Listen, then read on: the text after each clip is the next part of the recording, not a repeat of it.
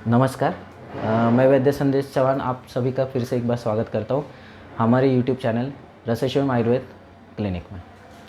तो सबसे पहले यहाँ पे हम आज केस प्रेजेंटेशन देखने वाले हैं, जो मेरे ख्याल से मेरे अल्पमति होने के कारण शायद मैं केस को समझ नहीं पाया था और दवाइयाँ देने के बाद पेशेंट को मतलब अपनी पांचभौतिक दवाइयाँ देने के बाद पेशेंट को कुछ अलग महसूस हुआ या साइड इफ़ेक्ट कह सकते हैं हम लोग, या पेशेंट के दर्द बढ़ गया। तो हम लोग ने उसको कैसे अप्रोच किया, तो केस पेपर पेशेंट रुग्ण यहाँ पे खुद भी है, वो खुद बताएगा। और उसके बाद हम लोग ने दवाइयाँ कैसे और क्यों दी उसका हम लोग विवेचन करेंगे।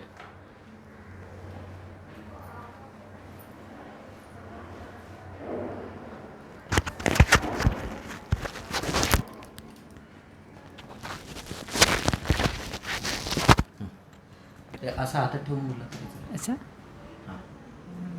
हे सांगू का स्टार्टिंगपासून? सांगा. नमस्कार। पहले से ही मुझे कष्ट क्या क्या क्या थे वो मैं बताती हूँ पहले।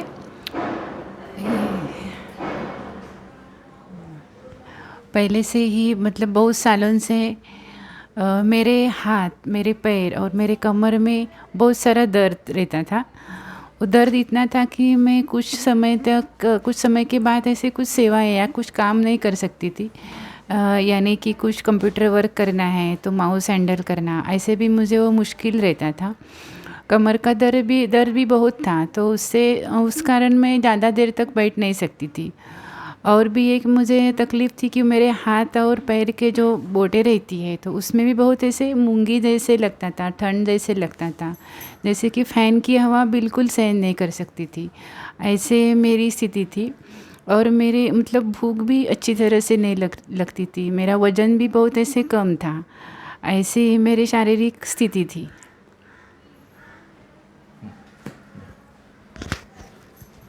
अब आपने जैसे देखा कि उन्होंने अपने वेदना का विवरण किया, तो अभी मैं ये बताना चाहता हूँ कि एग्जैक्टली हम लोग को संप्रप्ति में कैसा विचार करना है। उसके पूर्व मैं केस पेपर आपको रीड करके बताता हूँ। रुग्ण की जो प्रकृति है वो अम्लधर्मी प्रकृति है, क्योंकि अप्रैल बॉर्न है, तो हम लोग 5 महीने आगे जाके सितंबर रक्त धातु का महीना पकड़ सकते हैं। और वो साधिका है, आश्रम में अकाउंट डिपार्टमेंट हैंडल करती है, तो आपको बुद्धि का विचार करना पड़ेगा यहाँ पे। और जन्म स्थान उनका रत्नागिरी यानी कोंकण है, तो कोस्टल एरिया ये आपको ध्यान में रखना पड़ेगा। और जहाँ पे उनका आश्रम है अभी पनवेल, तो वो रिवर साइडेड है, तो आपको मतलब अनुपदेश और पहले वो क्षारधर्मी देश की प्रकृति है, और बाद में बहुत सालों से वो कितने 9 वर्ष है ना, 9 साल से वहाँ पे पनवेल में रह रही है, मतलब अनुपदेश में। तो अनुपदेश जब रहेगा तो पृथ्वी और आप महाभूत वहाँ के पे प्राधान्य रहेगा, मतलब ठंडापन आजू बाजू में ज़्यादा रहेगा कंपेयर टू समुद्र, ठीक है। बाद में पूर्वव्याधि वृत्तांत में गोवर और कांजने यानी चिकन पॉक्स और स्मॉल पॉक्स उनको हो चुके हैं, मीजल्स सॉरी। और मतलब इनकी उष्णता, क्षारधर्मी उष्णता ऑलरेडी शरीर में है। उनकी प्रकृति भी आप देख सकते हैं, फिजिक अगर आपने देखा तो बहुत ऐसा पतले से हैं रुग्ण, मतलब वज़न भी ज़्यादा नहीं है, उन्होंने जैसे जिक्र किया था। बाद में उनको कामला भी एक बार हो चुकी है 11 और 12 साल की उम्र में। उसके बाद मलेरिया और टाइफाइड भी सेकेंडरी स्कूल एज में हो चुका है।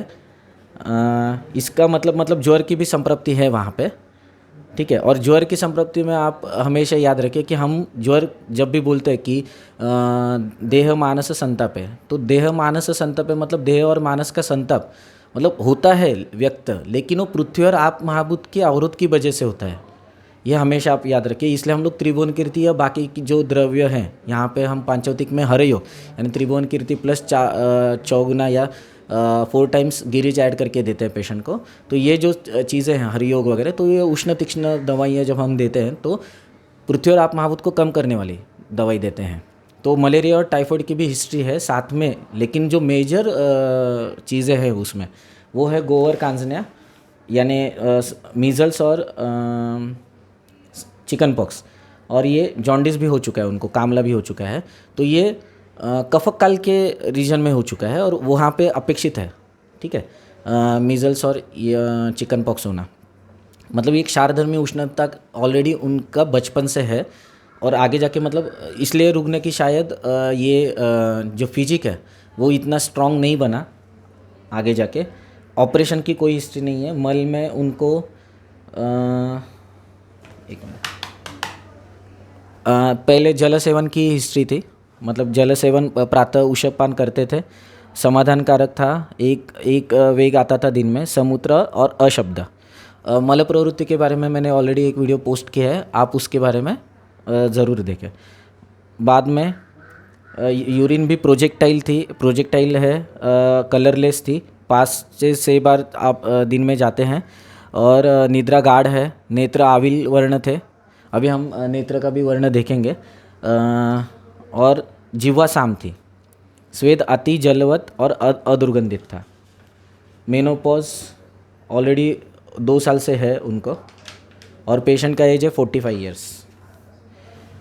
उनके उदर परीक्षण जो था यहाँ पे थोड़ा सा कॉन्ट्राडिक्टरी है। अभी यहाँ से थोड़ा सा शुरुआत, 15 दिनों में कैसे पेशेंट की पूरी स्थिति बदल गई, मतलब वर्स्ट हो गई एक्चुअली कह सकते हैं हम। तो उदर परीक्षण में यकृत प्लीहा के ऊपर घननाथ थे, और दक्षिण मूत्रपिंड और वाम मूत्रपिंड पर 2/5 या 3/5 ऐसा उनको वेदना थी। मतलब आउट ऑफ 5 हम लोग पेशेंट को मेजर करने को बोलते हैं। That is very simple and I can say it is accurate procedure. Okay, कि वहाँ पे आपको पता होना चाहिए कि पेशेंट खुद होके बोलता है कि वेदना कितनी हो रही है। 1 या 2 अगर होती है तो मृदु प्रकार की वेदना है, मध्यम अगर 3, और 4 और 5 अगर रहेगा तो तीव्र प्रकार की वेदना है। तो हम पेशेंट को ही पूछते हैं, क्योंकि हम अगर लिखेंगे तीव्र पीड़ना सहत्व या तीव्र स्पर्शा सहत्व, तो हमको खुद को पता नहीं रहता कि एग्जैक्टली पैरामीटर्स क्या है उसके। तो एक अकाउंटेबिलिटी के लिए थोड़ा सा हम ये कर रहे हैं, उसको क्वांटिफाई करने के लिए हम लोग ये कर रहे हैं, मतलब मार्क्स देने को बोलते हैं या पेशेंट को पूछते हैं। तो पेशेंट के जो कंप्लेंट्स थे, मन्यात से उभय स्कंद वेदना, उभय कुरपर वेदना और प्रिकिंग सेंसेशन था दोनों में, मन्यात उभय स्कंद। 4 से 5 दिन पहले से उनको कटिशूल था मेरे पास आने से पहले। लो बीपी की तकलीफ़ है उनको, और हस्तपाद तल शैत्य रहता है। ठीक है, अब मैंने उदर परीक्षण के अनुसार उनको यकृत और प्लीहा के ऊपर घननाद होने की वजह से मैंने फल और कौन है, हाँ थामा ना, मैंने उनको फल सुबह 6 शाम को 6 यानी फल त्रिकादि गुग्गुल, वरांग क्षार सुबह 10 दोपहर 2 शहद के साथ, श्वदंशादि गुग्गुल अपान काल में, और लशुनादि गुटी का व्यानुधन। मतलब मेरा ये था डायग्नोसिस कि आमवत इनको है। ठीक है, अब ये मेडिसिन लेने के बाद उनको पेशेंट के वेदना में वृद्धि हो गई। ठीक है, यानी क्या हुआ, मैंने कुछ पॉइंट मिस कर दिए थे वहाँ पे, और उधर परीक्षण को कंसीडर करके मैं चल रहा था, जो कि मतलब 99% हम लोग का करेक्ट ही रहता है कि उधर परीक्षण के अनुसार अगर आप देंगे दवा तो आपको हमेशा सक्सेस मिलने का 100% चांस रहता है। लेकिन ये पेशेंट में मैंने कुछ चीज़ें मिस कर दी थी, जैसे मैंने बताया कि पूर्व व्याधि वृत्तांत में उनका जॉन्डिस और ये मीज़ल्स और चिकन पॉक्स हो चुका था। तो ये जो है वो बहुत इंपॉर्टेंट चीज़ है कि चिकन पॉक्स यानी कांजने हम लोग मराठी में उसको बोलते हैं। तो इसकी जो उष्णता रहती है ना, तो वो मांसगत उष्णता रहती है। अभी आप देखेंगे पेशेंट का मांस अबलत्व है। पेशेंट क्या बोल रहे हैं, अभी उनका एक महिना नव्हते आले ना तुम्हें, हाँ 1 महीना नव्हते आले, 1 महीना मेडिसिन मिस हुआ था। मेरे पास पेशेंट 29/6 यानी 29 जून को आया था। बीच में 1 महीना पेशेंट मिस हुआ था, लेकिन पेशेंट की वेदना भी काफ़ी बढ़ गई थी और उनको आने जाने में तकलीफ़ थी, इसके लिए बीच में नहीं आ पाए, फॉलोअप नहीं हुआ। लेकिन इसमें मिस क्या किया मैंने वो बताता हूँ, उसके ऊपर हम लोग की चर्चा थी। अब अगर आपने पेशेंट का फिजिक भी देखा ना, तो आपको पता चलेगा कि गोवर और कांजने होने के बाद, मतलब गोवर यानी मीज़ल्स अगर हुआ रहेगा तो वो रक्त तक उष्णता रहती है उसकी। ठीक है, और अगर कांजने होता है या चिकन पॉक्स होता है तो पेशेंट की उष्णता मांस धातु तक रहती है। ठीक है, अगर विदग्ध रक्त से अगर उसका पोषण होता है तो it's not a good sign. और पेशेंट को जॉन्डिस भी हुआ है। जॉन्डिस यानी क्या है कि रक्त धातु का जो अवरोध है, अवरोध होके फिर वो परिपोषित होता है, या सॉरी उसका भ्रमण होता है, और वही उष्ण रक्त की वजह से ऑलरेडी उनको गोवर और कांजनिया यानी चिकन पॉक्स और मीजल्स हो चुका था, ऑलरेडी विदग्धता है या उष्ण गुण है रक्त में विद्यमान। उसके बाद और कामला होने के बाद और ज़्यादा उनमें उष्ण गुण की वृद्धि हुई, और आपके परिणाम आपके सामने हैं। और 11-12 साल के एज में ही उनको कामला हुई थी, ठीक है। फिर बाद में जाके आगे मलेरिया और टाइफाइड की हिस्ट्री है उनको। तो इससे हम लोग को क्या पता चलता है कि जो उष्णता का विचार था वो मैंने नहीं किया था, और मैंने उदर परीक्षण को कंसिडर करके फलत्रिकादि गुग्गुल और वरांग क्षार दे दिया था। अब इससे क्या हुआ, ऑलरेडी उष्ण गुण विद्यमान था। उष्ण गुण विद्यमान होने की वजह से उनका और वो जो क्षय था अपतर्पण हो गया। यानी मैंने क्या किया, जो वातव्याधि की जो संप्राप्ति है मार्ग का आवरण होने की वजह से और एक धातु क्षय जन्य होने की वजह से, तो इसकी वजह से जो मतलब इनमें धातु क्षय होने की वजह से वातव्याधि है, अपतर्पण जन्य वातव्याधि है, ये मैंने डायग्नोसिस मिस कर दिया था, ठीक है। तो जब मैंने ये ट्रीटमेंट स्विच कर दी, उसके बाद में मैं इंटरेस्टिंगली बताता हूँ, जब रुग्ण अप्रोच हुआ अगस्त में 6 अगस्त को, तब भी आपको मतलब उदर परीक्षण उनका सेम था, कुछ भी चेंजेस नहीं थे। मतलब तब भी यकृत और प्लीहा घन थी, क्योंकि अपनी ट्रीटमेंट भी रॉन्ग गई थी शायद।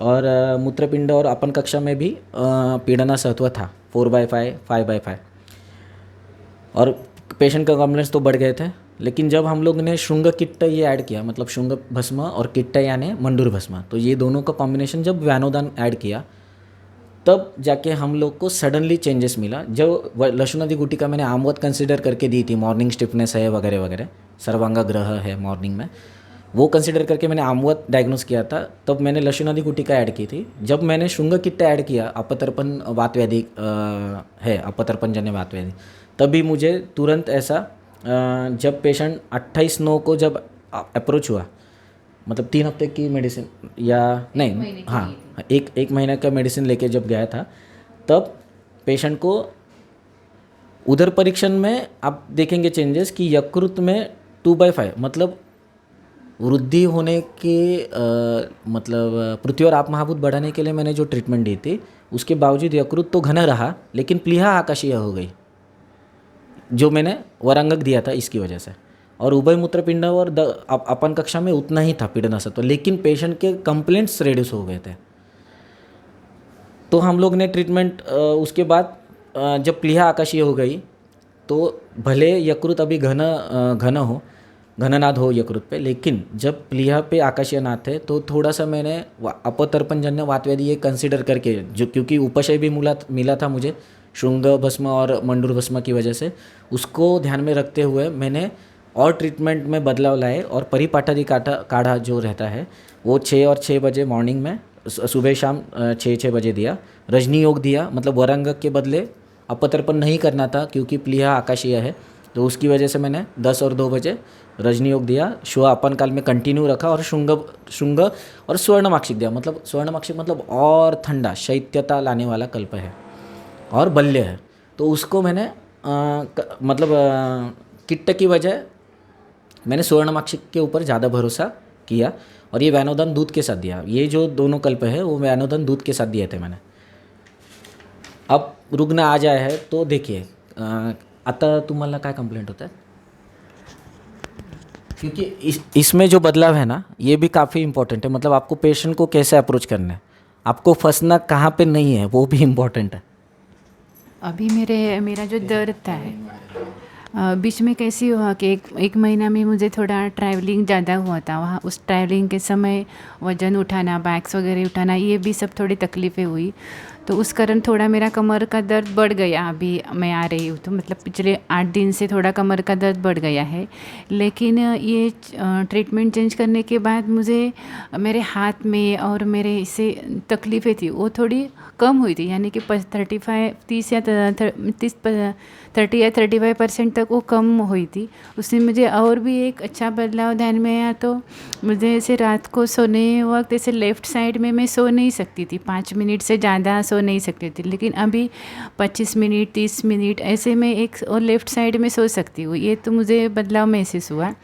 और मेरे मतलब कमर का भी दर्द है वो बीच में बहुत ही कम हुआ था। अभी ट्रैवलिंग के बाद थोड़ा बढ़ गया है, लेकिन बीच में वो भी कम हुआ था। मतलब पूरा ऐसे ट्रीटमेंट का देखे तो 30 या 35% मेरा मतलब ऐसे तकलीफ़ कम हो गई थी इससे।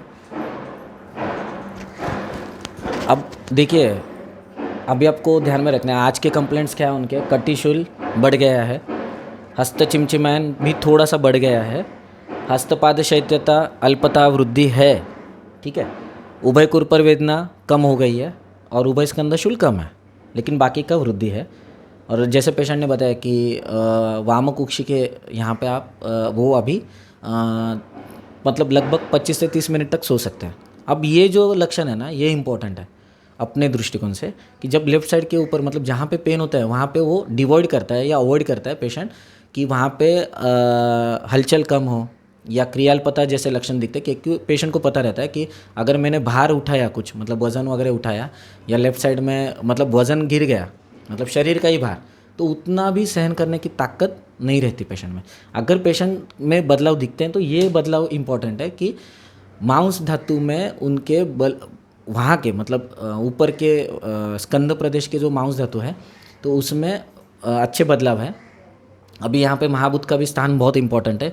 यहाँ से लेकर यहाँ तक क्लैविकल तक, डायफ्राम से लेकर क्लैविकल तक अपना वायु महाभूत का स्थान है और यहाँ से ऊपर सत्वगुणी आकाश महाभूत का स्थान है। तो ये बदलाव काफ़ी अच्छे हैं। मतलब वायु महाभूत के ही क्षेत्र के जो स्नायु हैं या आकाश महाभूत के वहाँ के ऊपर बहुत अच्छा हम लोग को रिजल्ट मिला है स्वर्णमाक्षी क्या इसकी वजह से। लेकिन जब पेशेंट ने ट्रैवल किया तो ये बात आप याद रखिए, ट्रैवलिंग के बाद कटिशूल उनका बढ़ गया, ठीक है। अभी थोड़ा सा कम है लेकिन पिछले 7-8 या हफ्ते भर में बहुत ज़्यादा था ट्रैवलिंग की वजह से। जब ट्रैवलिंग होती है तो वात का चलगुण बढ़ता है, चलगुण बढ़ेगा तो कटिशूल आपको दिखने ही वाला है, ठीक है। अब कटिशूल जब दिखता है तो आप ये ध्यान में रखें, पेशेंट को कभी भी ये चीज़ पूछिए, जब पेशेंट बोलता है पेन होता है या दुखता है तो आप हमेशा पहले ये पूछिए कि पेशेंट को ऐसा ग्रह पहले होता है और बाद में वेदना होती है या डायरेक्ट वेदना होती है।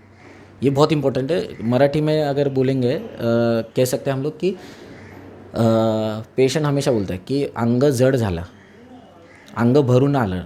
जब हम लोग डिफ्रेंशिएट करते हैं कि हेवीनेस है या पेन है, पहले हमेशा हेवीनेस होता है, that is a good sign to identify it is स्नायुगत और मांसगत है वो, ठीक है। तो आपका जैसे प्रीवियस हिस्ट्री था गोवर और कांजने यानी मीजल्स और चिकन पॉक्स, तो ये आप ये ध्यान में रखिए। उसकी उष्णता कम करने के लिए आपको परिपाटी काढ़ा लॉन्ग टर्म के लिए देना पड़ेगा, ठीक है। तो तभी उसकी उष्णता कम हो सकती है। तो अभी हम लोग की जो योजना है तो वो परिपाटी काढ़ा, रजनी योग और वरांगक मैंने जानबूझ के दिया है 2 बजे, क्योंकि पित्तकाल की समाप्ति के बाद मतलब समाप्ति के टाइम 10 और 2 बजे पित्त का काल बताया दोषों के अनुसार। ते अंत मध्य दीघा क्रमात जैसे वाघभट ने कहा है, ते अंत मध्य, मध्य मतलब 10 और 2 के बीच में पित्त का ये रहता है, पीक लेवल रहता है और 2 बजे उसका शमन होता है। 10 बजे स्टार्ट होता है, 12 बजे पीक रहता है, 2 बजे शमन होता है। तो 2 बजे हम लोग ने वरांगक दिया है अल्पतः उष्णगुण वृद्धि के लिए। अगर उसमें कुछ आम दोष का रहेगा, जैसे मेरा प्रीवियस कंसिडरेशन था, तो उसको और जो बाहर जैसे मैंने उनको आते बराबर ही पूछा कि रिवर साइडेड है, ये आपको भूलना नहीं है कि देश कौन सा है पेशेंट का, देश यानी रीजन कौन सा है। तो उसकी वजह से मुझे एक उष्ण द्रव्य वहाँ पे रखना है लिहा के लिए, तो मैंने वरांगक रख दिया है। 10 बजे मैंने रजनीयोगी रखा है, ठीक है। मतलब रूहन भी मुझे अपेक्षित है लेकिन थोड़ा सा उष्ण गुण भी चाहिए जो आम पाचन के लिए अपेक्षित हो, क्योंकि वरांगक अगर आप 2 बजे देंगे ना तो खाने के बाद उसको देते हैं, ठीक है। इसके लिए उसकी ज़्यादा मतलब उष्ण गुण ज़्यादा बढ़ेगा नहीं और पित्तकाल की समाप्ति है इसके लिए हम लोग वरंग का यहाँ पे युक्तिपूर्वक प्रयोजन कर रहे हैं। उसके बाद मैंने दिया है अभी पद्मक किट्ट, जो स्नायु के लिए बहुत अच्छा है, क्योंकि अभी जो कंप्लेंट्स हैं उनके not related to joints, it's related to actually mouse. तो पद्मक किट्ट बहुत ही अच्छा स्नायु का है। और बीच बीच में उनको हल्का सा मतलब टीका खाने के बाद जलन होती है, तो इसके लिए मैंने अभी हरड़ू ऐड किया है, जो शीत है, क्षारधर्मी है लेकिन शीत गुणात्मक है। और उनका यहाँ पे मतलब आज का जो उदर परीक्षण है तो आपन कक्षा के ऊपर और उभय मूत्रपिंड के ऊपर 5/5 है वेदना, 5 आउट ऑफ 5, ठीक है, वेदना है। तो इसके लिए मैंने हरड़ू रखा है। श्व में रख सकता था, लेकिन श्व में त्रिकटु है और नागरमूत है जो पाचन काम करते हैं। तो त्रिकटु की वजह से कभी कभी जलन बढ़ती है। हम लोग को लगता है कि आप महाभूत बढ़ता है, डेफिनेटली बढ़ता है श्वधर्मशादी गूगल से, लेकिन अगर पेशेंट को जलन रहता है तो इट इज़ कॉन्ट्राडिक्टरी कल्प, तो आपको वहाँ पे हरड़ू यूज़ करना है, भले वो एकल द्रव्य हो। तो इस प्रकार हम लोग ने ट्रीटमेंट दी है। अभी नेक्स्ट वीक उनका जो फॉलोअप रहेगा 15 दिन के बाद, 15 दिन की मेडिसिन के बाद, तो उसके अनुसार हम आगे का देखते हैं। लेकिन ये पेशेंट में मैंने कैसे मिसडाइग्नोज किया गोहर कांजनिया यानी चिकन पॉक्स, या ये कितना इंपॉर्टेंट है, ये मेरी बताने की कोशिश थी आपको।